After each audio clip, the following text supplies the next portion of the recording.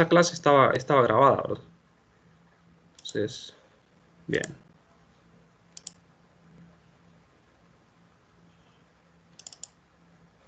Bueno, continuemos. Todo eso que había dicho anteriormente fue lo de la clase anterior, ¿verdad? Entonces, para que quede grabado esto, bueno, bien. Estamos aquí, ¿verdad? Voy a retroceder acá. Demostramos de que cuando la superficie es cerrada y la carga está afuera, esto es 0.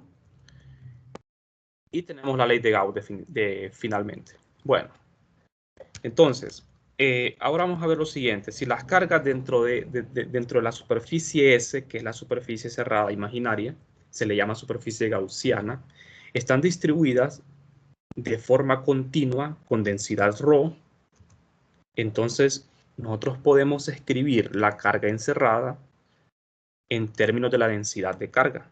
O sea, esto sale de la definición de densidad de carga. Entonces, cuando la carga está distribuida de forma continua, nosotros para obtener la carga encerrada tenemos que hacer este integral, ¿de acuerdo? Tenemos que hacer este integral. Bien, entonces, como el ρ es igual a d de q entre d de tau, esta es la definición de densidad volumétrica de carga. De acá yo despejo para el d de q, despejo para el d de q y tengo esto. ¿Y qué sigue aquí? Integral. Para tener esto. Entonces, esta expresión viene de la definición de densidad. Esto es lo que vamos a hacer nosotros siempre para obtener carga encerrada. Hacer una integración, siempre que la carga sea continua. Cuando la densidad sea constante, la integral es fácil porque esta ρ se puede sacar, ¿verdad? Y solo se integra sobre un volumen. Pero a veces la densidad depende de la posición. En esos casos es más complicado. Bueno, entonces, este B es el volumen total encerrado por S. Aquí un volumen, ¿verdad? El volumen sobre el que se integra. Entonces, en el lado derecho de la ley de Gauss tenemos otro integral, pero este integral es de volumen y este es de superficie. Hay un teorema que relaciona un integral de volumen y una de superficie, que es el teorema de la divergencia, ¿verdad? Precisamente al teorema de Gauss se le llama teorema de la divergencia también. Entonces, por el teorema de la divergencia, nosotros tenemos que esta integral en el lado izquierdo la podemos transformar en un integral de volumen. Entonces, aquí tengo un campo general. Este sería mi campo eléctrico, de manera que yo le aplico este teorema y tendría una integral de volumen. Entonces, tendríamos esto de esta forma, miren. En el lado izquierdo, ahora tengo un integral de volumen. En el lado derecho también un integral de volumen. El mismo volumen que define una superficie cerrada. Solo que aquí tenemos una divergencia de E y acá tenemos la densidad de carga. Entonces, ¿qué pasa? Si yo tengo dos integrales de volumen, los integrandos deben ser iguales. Entonces, como los integrandos deben ser iguales, esta divergencia de E debe ser igual a ρ entre epsilon sub 0. Y esto que tengo acá es un resultado muy importante porque es una ecuación de Maxwell. Es la divergencia de E. Recuerden que nosotros vimos en el capítulo 1 la divergencia y el rotacional. Dijimos de que habían dos ecuaciones fuente para cada campo, que eran la divergencia y el rotacional. Siempre que nosotros encontremos un campo cualquiera, ¿verdad? Nosotros vamos a tener que tener la divergencia y el rotacional de ese campo, porque esas son las ecuaciones con las que uno va a trabajar con ese campo. Es como la segunda ley de Newton, ¿verdad? Que es la ecuación más importante para estudiar el movimiento de los cuerpos. Entonces, en electromagnetismo, la divergencia y el rotor de los campos son las ecuaciones más importantes.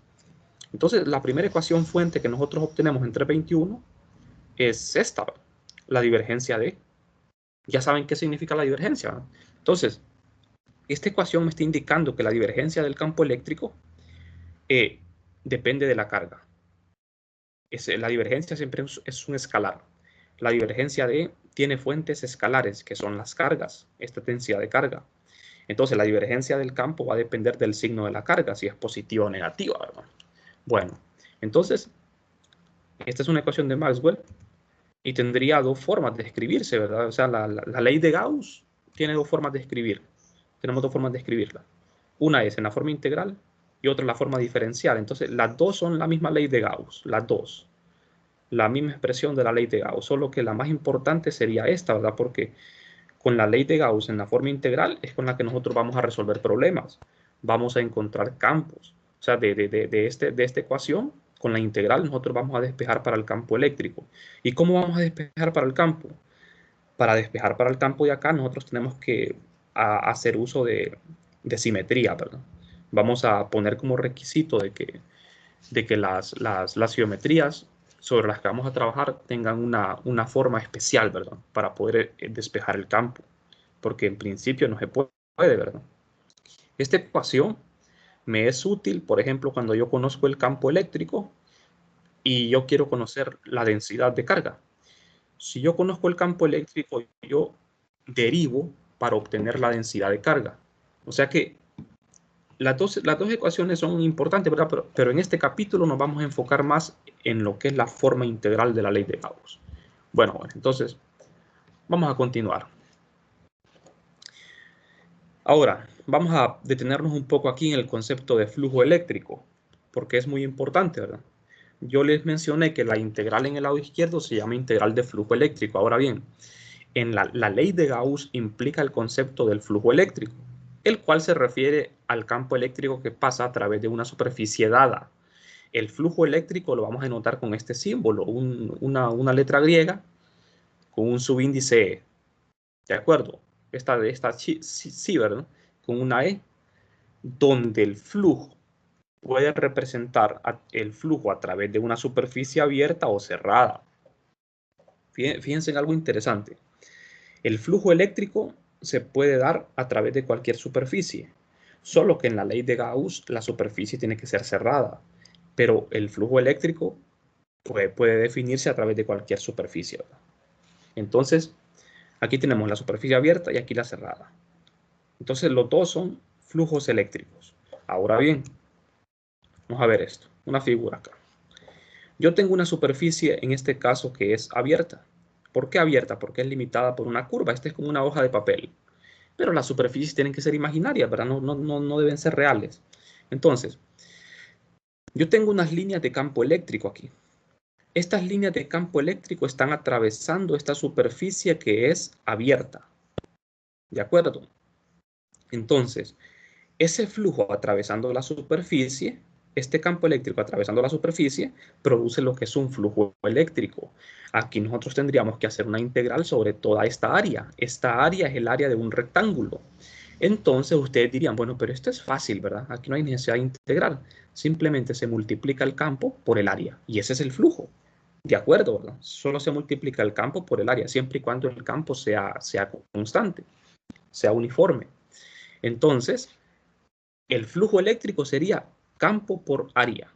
El área es el área de un rectángulo y el campo se supone que es uniforme aquí. Entonces el resultado es simple, solo se multiplican. Ahora, si el campo no fuese uniforme, ahí sí habría necesidad de integrarlo sobre el área. ¿De acuerdo? ¿De acuerdo? Ahí sí. Una pregunta interesante es, ¿cómo tengo yo que ubicar esta superficie para obtener el flujo máximo? Para que pase el máximo flujo a través de esta área. ¿En qué forma tiene que ubicarse el área? Tiene que ubicarse en forma perpendicular al flujo. Ustedes ven aquí de que el flujo, las líneas de campo son perpendiculares al área. Solo cuando es perpendicular el flujo al área es cuando el flujo es máximo, o sea, cuando el ángulo phi es cero, por definición del producto punto. E punto A es E por A por coseno de teta, y el coseno de cero es 1. Entonces, cuando el ángulo formado entre el campo y el vector de área es 0, es cuando el flujo es máximo. Aquí tenemos otra figura, miren. Si esta área ya no está perpendicular al flujo, entonces el vector de área, que es perpendicular al área, forma un ángulo phi con el campo. Entonces, por este ángulo phi, aquí aparece coseno de phi. ¿Por qué aquí no estamos integrando? Porque estamos asumiendo que el campo es constante, ¿verdad? O sea, me voy a ir atrás para que comprendamos mejor esta parte. Fíjense bien, yo estoy usando esta integral para esos flujos, ¿ve? Esta, ¿ve? Superficie abierta, la superficie de un rectángulo. Como el campo es uniforme, sacamos el campo. ¿Y qué me queda acá? La integral de área, que es el área de un rectángulo. ¿De acuerdo? Aquí nosotros estamos diciendo de que la superficie está inclinada, entonces el resultado es este. Este sería el flujo eléctrico. Ahora bien, ¿qué pasa si ponemos la superficie recostada? De tal manera que no hay campo atravesando la superficie, no hay flujo, el flujo es cero. El ángulo entre el campo eléctrico y el vector de área en este caso es 90 y el coseno de 90 es 0. Entonces, como ustedes ven, cuando ustedes tienen un campo eléctrico, para tener flujo, uno tiene que saber en qué forma ubicar el área, ¿verdad? Para obtener el máximo flujo. Si ustedes la ponen paralela al campo, el flujo va a ser 0. Pero esto es con superficies abiertas. ¿Qué pasa cuando tengo superficies cerradas? Por ejemplo, una caja. Una cajita es una superficie cerrada, porque define un volumen. ¿De acuerdo? Entonces, la única forma de que exista flujo a través de estas superficies cerradas es que dentro de ellas haya carga. Eso me dice la ley de Gauss. Si dentro de estos volúmenes no hay carga, entonces no habrá flujo. No importa si la carga es positiva o negativa. Lo importante es que exista carga dentro. Porque ¿qué pasa si la carga estuviese fuera aquí? Si la carga estuviese fuera del volumen, entonces habría flujo a través de esto, pero las líneas que entran serían igual a las líneas que salen. El flujo sería 0, ¿verdad? Entonces, como ven ustedes aquí, dentro de esta caja tengo una carga Q positiva. Aquí dentro de esta caja tengo una carga 2Q. ¿Qué pasa cuando la carga se duplica? Se duplica el flujo, sin importar el tamaño de la caja. Fíjense bien que el tamaño de la caja aquí no importa. Lo único que importa para el flujo es la cantidad de carga encerrada. Bueno, jóvenes, entonces, ya para terminar con esto del flujo, la duplicación de las dimensiones de la caja no cambia el flujo, como ven ustedes. Una pregunta muy buena, ¿verdad? Son preguntas tipo de examen. O sea, ¿qué pasa si yo tengo una carga Q dentro de un volumen? ¿Qué pasa si yo incremento el volumen de la caja? ¿Qué le pasa al flujo? No le pasa nada, ¿verdad? El flujo sigue siendo el mismo. El flujo solo depende de la cantidad de carga encerrada. No depende del tamaño del volumen, solo de la carga encerrada. Bueno, vamos a ver ahora algunas aplicaciones de lo que es la ley de Gauss, ahora que ya comprendemos un poco mejor lo que es el flujo. La ley de Gauss, como ven ustedes, es una forma muy fácil, muy compacta y elegante de describir la relación entre carga eléctrica y campo eléctrico. Además, nos ofrece un método sencillo para calcular el campo eléctrico cuando la distribución de carga es simétrica y simple. Para llevar a cabo esto, nosotros debemos elegir una superficie gaussiana, que es una superficie imaginaria. Y debemos tratar que el campo sea constante en toda la superficie. Ajá, este requisito es muy importante porque si el campo es constante en la superficie gaussiana, nosotros podemos despejar el campo. Si no, no podemos. ¿Qué es lo que queremos hacer nosotros? Es, con la ley de Gauss, en forma integral, encontrar campos eléctricos. Entonces, la única manera de poder hacer eso es poniendo una superficie gaussiana en la cual el campo sea constante. Ustedes ven, por ejemplo, esto que les acabo de mostrar aquí. En esta superficie gaussiana, que es una caja, el campo no es constante. No es constante. Claro que no. ¿Por qué no es constante el campo? Porque, como ustedes ven, en las caras de esta caja, el valor del campo va cambiando. El valor del campo es más intenso en los puntos de las caras donde la carga está más cerca a las caras. En puntos de la caja más alejados de la carga, el campo va disminuyendo. Entonces, el valor del campo aquí no es constante. ¿Qué superficie tendría que elegir yo para tener un campo constante si tengo una carga puntual? ¿Qué superficie creen ustedes que tendría que elegir?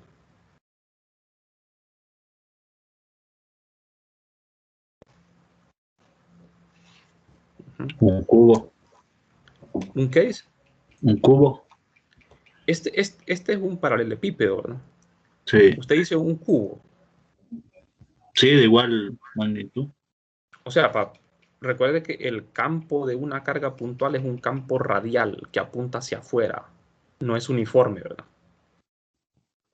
Pero para que el valor del campo fuese constante en una superficie, ¿qué tipo de superficie tendría que ser? Si tengo una carga puntual que es como una esfera. Debe ser redonda la superficie. Debe ser una esfera, ¿verdad? Una esfera imaginaria, para que el campo tenga el mismo valor en todos los puntos. Entonces, a eso es que se refiere este postulado aquí, de que nosotros tenemos que elegir una superficie gaussiana de tal manera que el campo sea constante para poderlo quitar del integrando y despejarlo. Entonces, nosotros vamos a trabajar aquí con simetría, ¿verdad? 3 tipos de simetría. Lo que es la simetría esférica, la cilíndrica y la simetría plana. Vamos a tener que aprendernos bien estos tipos de simetría, ¿verdad? Porque es lo que vamos a usar en la ley de Gauss. El primer caso es el de la simetría esférica. Nosotros vamos a tener simetría esférica, vamos a ver, ¿bajo qué condiciones? Si nosotros tenemos una esfera y nosotros hacemos girar a esa esfera imaginaria, la hacemos girar un ángulo cualquiera alrededor de cualquier eje que pase por su centro. Después de la rotación no se puede distinguir del sistema original sin rotación. A eso se le llama simetría esférica. ¿Cuál es la superficie gaussiana para una esfera? Para una simetría esférica. Es una esfera concéntrica con la esfera cargada. Entonces nosotros vamos a tener que utilizar una esfera imaginaria que tenga el mismo centro con la esfera real. Porque bajo ese criterio ahora nosotros vamos a poder asumir de que el campo es constante en toda la superficie. El otro tipo es la simetría cilíndrica. Nosotros podemos hacer girar el sistema, o sea, un cilindro, cualquier ángulo, en torno a su eje. El cilindro tiene un eje, ¿verdad? De simetría. Entonces, si nosotros giramos el cilindro se va a ver igual. Y si el cilindro es infinito, si nosotros movemos el cilindro hacia arriba o hacia abajo, el cilindro se va a ver igual. Entonces, a eso se le llama simetría cilíndrica. Y la superficie gaussiana es un cilindro concéntrico con el cilindro real. La última sería la simetría plana. En este caso, la distribución de carga no cambia si se desliza en cualquier dirección paralela a la lámina. La superficie gaussiana puede ser un cilindro con eje perpendicular a la lámina. Bueno, con estas figuras que les voy a mostrar vamos a entender mejor a qué se refieren estas simetrías. La primera es la simetría esférica, que es la más simple de todas. Yo tengo una esfera aquí. Hay una persona que está observando la esfera a una distancia r. Entonces, imagínense ustedes aquí, están parados acá observando esta esfera. ¿Qué pasa? Yo tengo 3 ejes, ¿verdad? El eje X, el Y y el Z. ¿Qué pasa si yo giro la esfera un ángulo en torno al eje Z? ¿Cómo va a ver esta persona la esfera después de la rotación? La va a ver igual, ¿verdad? ¿Qué pasa si la giro en torno al eje X? La va a ver igual. Y si la giro en torno a Y, la esfera la va a ver igual. O sea, esta persona va a notar que la esfera no tiene ningún cambio. Va a seguir siendo la misma esfera. Ahora, ¿qué pasa si esta persona, si la esfera la alejamos de la persona? ¿Qué pasa si la vamos alejando? ¿Notaría cambio en la esfera la persona o no? ¿Qué dicen ustedes? Si giramos la esfera se va a ver igual. Pero ¿qué pasa si la esfera la vamos alejando de la persona? Varía ¿Qué su notaría? tamaño. Va cambiando su tamaño, ¿verdad? Si nosotros continuamos alejando, o sea, incrementando la distancia r al centro de la esfera, esta persona va a observar que la esfera se va haciendo cada vez más pequeña, hasta que se observa un punto nada más. Entonces, en eso consiste la simetría esférica. En coordenadas esféricas yo tengo tres coordenadas, r, teta y phi. Teta y phi son ángulos, los ángulos que se gira la esfera. Entonces, si yo giro la esfera en teta o phi, la esfera no tiene cambio. Pero si yo incremento la distancia r, la coordenada r, la esfera se va a ver diferente, ¿verdad? En otras palabras, por ejemplo, si la esfera aumenta el radio, la esfera se va a ver más grande, si disminuye más pequeña. Entonces, ¿a qué nos referimos con esto? De que si yo utilizo una superficie esférica como gaussiana, la única coordenada importante es r. Entonces significa que el campo va a tener una dependencia radial, de que el campo eléctrico va a depender de r cuando tenemos simetría esférica. Solo r es importante cuando tenemos una simetría esférica. Teta y phi no van a ser importantes porque estamos hablando de rotaciones, ¿verdad? Bien, ¿Qué pasa ahora con la simetría cilíndrica? La simetría cilíndrica es un poquito más compleja. Imaginen que tenemos un cilindro, es infinito. Imagínense un cilindro infinito. Y una persona está viendo este cilindro a una distancia ρ. ¿Qué pasa si giramos el cilindro? ¿Cómo lo vería la persona?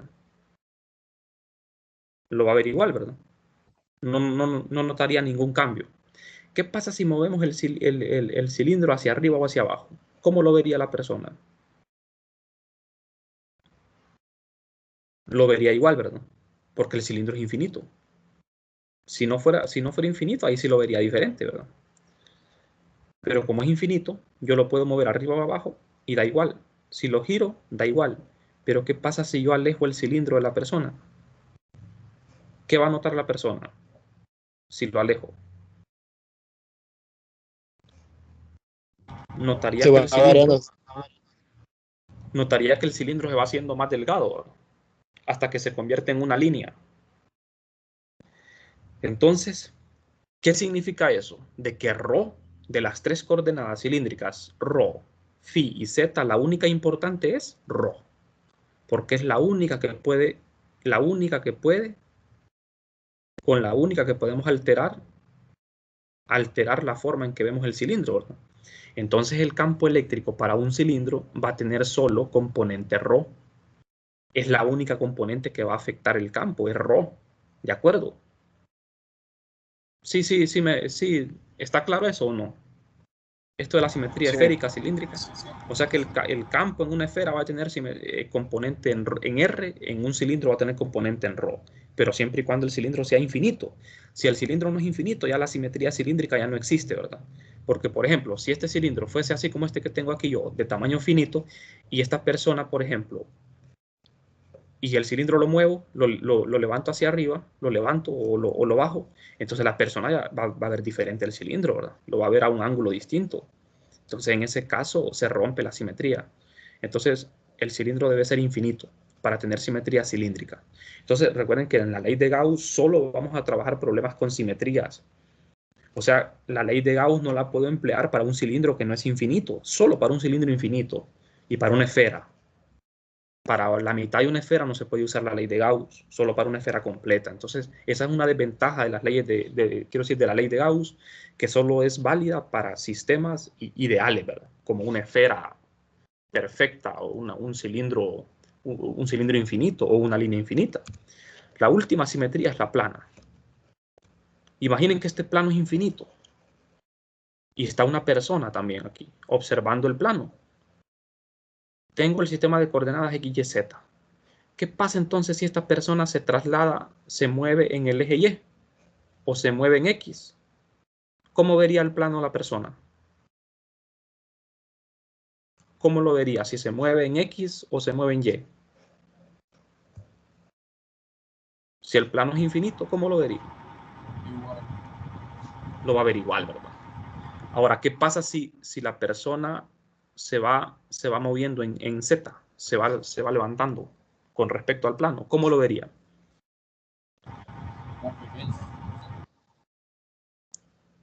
¿Lo vería? Lo va a ver igual, ¿verdad? Porque el plano es infinito.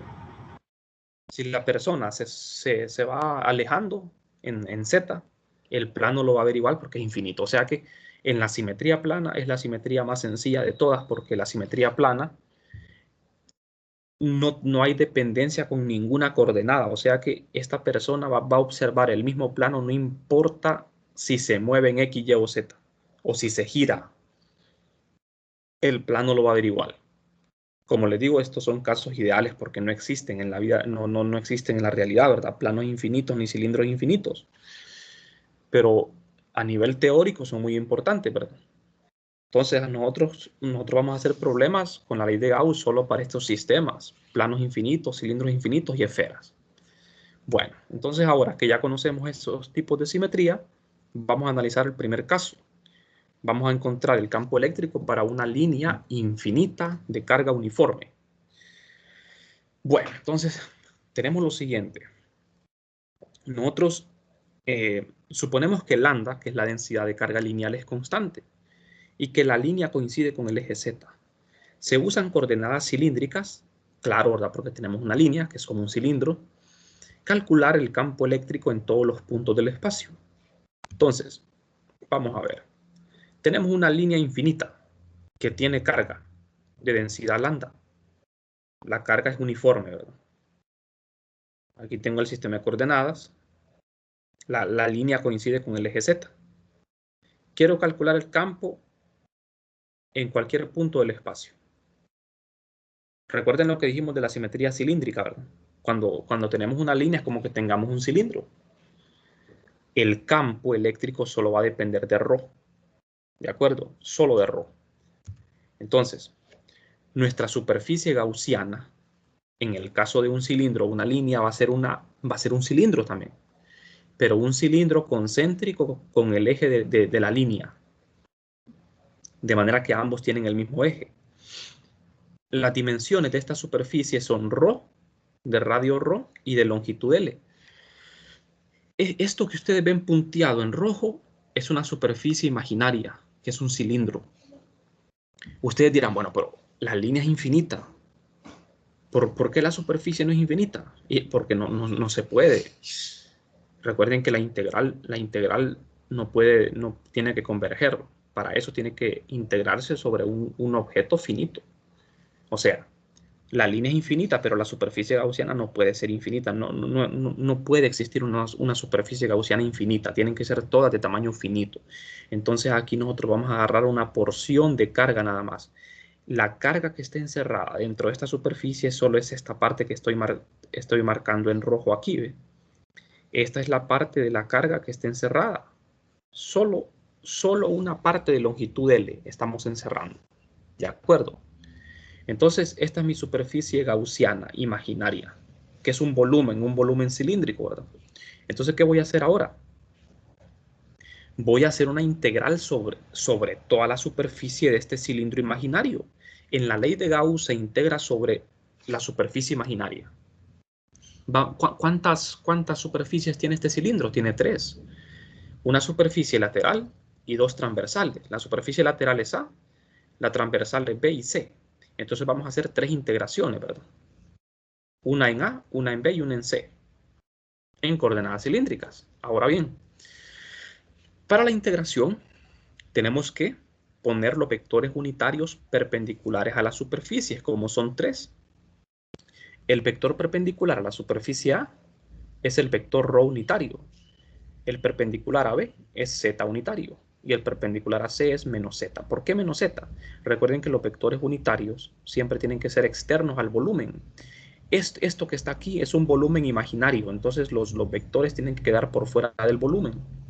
Ahora bien, ahora que ya tengo definido los 3 vectores unitarios, vamos a hacer la integración. Estas dimensiones de este cilindro se las damos nosotros de forma arbitraria, ¿verdad? Esta longitud L, la altura del cilindro y el radio ρ es arbitrario. Bueno, eso solo es para fines de integración. Entonces, como tenemos simetría cilíndrica, el campo eléctrico ya sabemos de que solo va a depender de ρ por la simetría cilíndrica. Entonces, el campo es un vector que en coordenadas cilíndricas tiene componente ρ, φ y z, pero como φ y z no importa.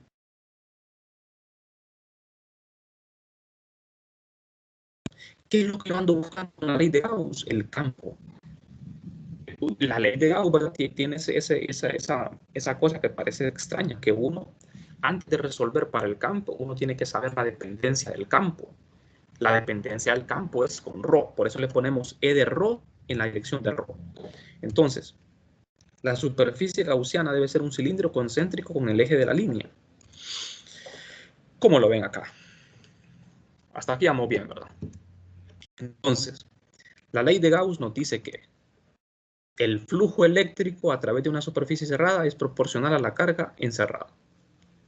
Entonces, esta integral la voy a realizar sobre todo ese cilindro imaginario. Son 3 integrales en total. Después tengo que encontrar la carga encerrada. Entonces, tenemos 3 superficies de integración. La superficie A, la B y la C. Aquí tengo. Fíjense bien. La integración para el flujo eléctrico es en 3 superficies. Cada superficie del cilindro es una superficie abierta, por eso no le pongo el círculo, miren. En la ley de Gauss la integral lleva al círculo porque es cerrada la superficie, pero cada superficie del cilindro es abierta porque es limitada por una curva. La suma de las tres superficies me dan la superficie cerrada. Ahí no hay que confundir esa parte, ¿verdad? Aquí es cerrado, aquí es abierta, ¿eh? Entonces, superficie A, superficie B y C. El campo eléctrico que vamos a sustituir acá es el mismo campo, que depende solo de ρ, por la simetría cilíndrica. Pero los D de A son diferentes. D de A sub A, D de A sub B y D de A sub C. Aquí tengo. D de A sub A es, en coordenadas cilíndricas, un vector que tiene a ρ como vector perpendicular. ρ, D de phi, D de Z. El D de A sub B apunta en Z positivo y el D de A sub C apunta en Z negativo. Ambos son iguales en magnitud, miren. ρ, D de phi y este ρ, D de phi, D de Z. Esto lo tienen en la fórmula, ¿verdad? Los vectores de área para coordenadas cilíndricas. Bueno, entonces estos vectores de área van a ir aquí en estas integrales. D de A, D de B y D de C. Pero tenemos que hacer el producto punto con el campo. Entonces, el campo tiene esta forma. No es que ya encontré el campo yo lo ando buscando. Lo que puse aquí es la dependencia del campo. Recuerden que el campo tiene que ser constante en esa superficie imaginaria. Entonces, al realizar el producto punto, como el campo solo tiene componente phi, punto phi es aquí phi, punto ρ es 1, aquí punto z es 0 y punto menos z es 0. Entonces, la integral en la superficie S y la superficie S se hace 0. Solo me queda la integral en la superficie A, que es la superficie lateral. Bueno, ajá. El campo solo tiene coordenadas en ρ porque es cilíndrico, ¿verdad? Porque hay simetría cilíndrica. Por lo que yo les expliqué, de que cuando uno tiene un cilindro, la única coordenada importante es ρ, porque si yo me alejo, me acerco, la coordenada que cambia es ρ. Si yo giro o me levanto, la coordenada que cambia es z y phi, pero z y phi no importan, porque como el cilindro es infinito, si usted se mueve una distancia z, el cilindro lo va a seguir viendo igual. Si usted gira un ángulo phi, el cilindro lo va a ver igual. Pero ¿qué pasa si usted se mueve en ρ? El cilindro lo va a ver diferente porque lo va a ir viendo cada vez más delgado o más grueso. Entonces el campo eléctrico solo va a tener componente en ρ por la simetría cilíndrica. ¿De acuerdo? Entonces este campo es el mismo en todas las integrales. Es un campo en la dirección radial, en ρ. Entonces al hacer este producto interno, con la integral en B y C se hace 0. Solo me queda la integral en la superficie S. Sustituyo acá el campo y el DDA. Hago el producto punto ρ es 1. Me queda esto. ¿Qué dijimos del campo en la superficie gaussiana? Dijimos de que el campo tiene que ser constante en la superficie porque de lo contrario no se puede despejar. Recuerden, es absurdo. ¿Cómo voy a despejar yo de una integral, verdad? El integrando no se puede despejar. A menos que sea constante. Si este campo es constante, se puede sacar de la integral. Y es lo que hacemos. Lo sacamos de la integral porque es constante. ¿En dónde es constante? En la superficie lateral. Vale lo mismo. ¿Por qué vale lo mismo? Porque la superficie del cilindro se encuentra a la misma distancia de la línea. Por eso vale lo mismo. ¿De acuerdo? Es constante. Entonces, esta integral en Z es L y en phi es 2pi. Rho aquí sería constante. ¿Quién es Rho? Es el radio del cilindro, ¿verdad? Es constante. También se saca y la integral me queda así, ¿ve? Todo este flujo eléctrico da esto, 2pi por Rho por L por el campo. Entonces ya tengo la integral del flujo. ¿Qué me falta ahora? La carga encerrada. Tenemos que calcular la carga encerrada para poder despejar para el campo. Entonces, como lo que tengo es una línea, uso la densidad lineal de carga, lambda. Lambda es igual a carga entre L. De aquí despejo para la carga. Carga es igual a lambda por L. Y esta es la carga encerrada. Lambda es constante. L es la longitud del cilindro imaginario. Y la carga que está encerrada dentro de ese cilindro tiene una longitud L. Entonces por eso me queda lambda por L. es esta misma L de acá, ¿ve? De la integral. Es la misma L. Entonces, por la ley de Gauss, que es esto, ponemos los resultados de la integral aquí y pongo la carga encerrada aquí, dividido entre epsilon sub 0, despejo para el campo. Como se vean ustedes aquí, L se va a cancelar, porque L es una cantidad arbitraria que yo la puse solo para integrar. Entonces, en la ley de Gauss lo que obtenemos es magnitud. La magnitud del campo en la dirección ρ es lambda entre 2pi por epsilon sub 0 por ρ. Este ρ es un ρ arbitrario. Con esto estamos diciendo de que el campo depende de ρ. Miren, ¿qué pasa cuando ρ va aumentando? El campo va disminuyendo, como les decía, ¿verdad? Si yo me voy alejando de la línea es cada vez más pequeña. O sea, en este caso el campo, ¿verdad? El campo se va haciendo más pequeño a medida nos alejamos de la línea. ¿Por qué no aparece z ni phi aquí? Se fijan que aquí no aparece z ni phi, porque el campo no depende de z ni de phi, como la línea es infinita. En z, la variación en z es insignificante, la variación en phi es insignificante. La única variación importante es en ρ, por la simetría cilíndrica. Entonces, después de tener la magnitud del campo en ρ, nos vamos al inicio. Dijimos de que el campo tiene esta forma. Esto que encontré aquí es la magnitud. Lo sustituyo esta magnitud aquí y me queda el campo en la dirección de ρ, porque recuerden que el campo es un vector, no lo puedo dejar así, ¿verdad? Es un vector, ¿verdad? ¿En qué dirección va el campo? En ρ. Y este es el final. Hemos encontrado nuestro primer campo con ayuda de la ley de Gauss. Recuerden que la ley de Gauss solo nos va a servir para resolver 3 problemas: las líneas infinitas o cilindros infinitos, esferas y planos infinitos.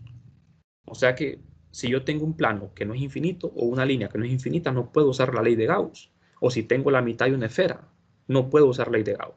O sea, esa es una limitación que tiene, ¿verdad? Pero es un método bien fácil siempre y cuando existan estas simetrías. Como ustedes ven, el campo eléctrico de una línea ya lo habíamos encontrado antes con la integral directa, ¿verdad? Con la integral del campo, que es mucho más difícil que con la ley de Gauss. Entonces, la ley de Gauss es bastante fácil, pero es muy limitada, ¿verdad? Bueno, entonces nos vamos a quedar por aquí en la clase de hoy. Mañana vamos a continuar haciendo ejercicios. No sé si tienen alguna duda. Vamos a quedarnos por aquí hoy.